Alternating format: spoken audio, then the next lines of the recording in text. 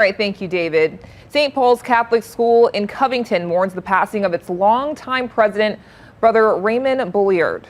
The school shared the news of his passing with students today. Brother Bulliard had been at the school for 45 years. He was diagnosed with cancer in December of last year and retired in February. St. Tammany Parish President Mike Cooper says Brother Bulliard commanded the respect of generations of young men at St. Paul's School. He was 73 years old.